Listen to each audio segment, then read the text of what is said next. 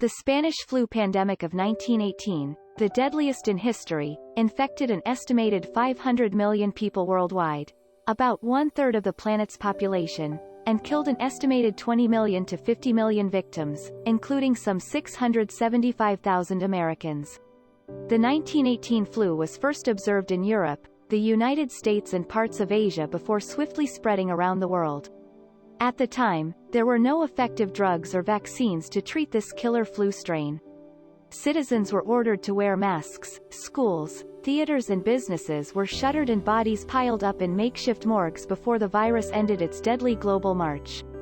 The outbreak began in 1918, during the final months of World War I, and historians now believe that the conflict may have been partly responsible for spreading the virus.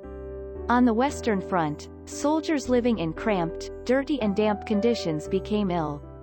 This was a direct result of weakened immune systems from malnourishment. Their illnesses, which were known as la grippe, were infectious, and spread among the ranks. Within around 3 days of becoming ill, many soldiers would start to feel better, but not all would make it. During the summer of 1918, as troops began to return home on leave, they brought with them the undetected virus that had made them ill. The virus spread across cities, towns and villages in the soldiers' home countries.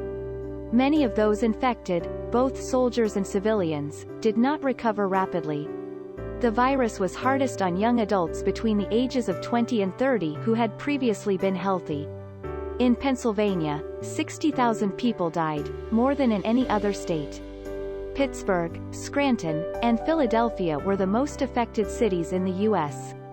With no vaccines, the only way to combat the virus was to establish quarantines, encourage the use of disinfectants, promote good personal hygiene, and limit public gatherings. In the days before the internet, television, and even radio, notice of these precautions was shared primarily through newspapers. World War I claimed an estimated 16 million lives. The influenza epidemic that swept the world in 1918 killed an estimated 50 million people. 1/5 of the world's population was attacked by this deadly virus. Within months, it had killed more people than any other illness in recorded history. The plague emerged in 2 phases. In late spring of 1918, the first phase, known as the 3-day fever, appeared without warning. Few deaths were reported. Victims recovered after a few days.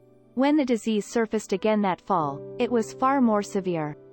Scientists, doctors, and health officials could not identify this disease which was striking so fast and so viciously, eluding treatment and defying control. Some victims died within hours of their first symptoms. Others succumbed after a few days, their lungs filled with fluid and they suffocated to death. The plague did not discriminate. It was rampant in urban and rural areas, from the densely populated East Coast to the remotest parts of Alaska.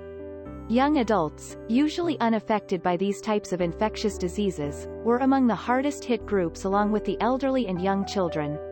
The flu afflicted over 25% of the U.S. population. In 1 year, the average life expectancy in the United States dropped by 12 years.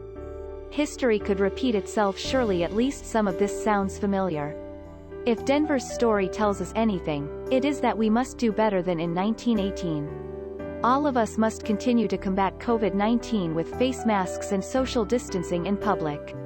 Recent studies show face masks, along with hand sanitation and social distancing by a majority of the population, can quickly bring this pandemic under control. If the past offers us any perspective into the future, it is this: returning to the sweeping closures and stay-at-home orders that were emerging from may be difficult. It proved all but impossible to do so a century ago.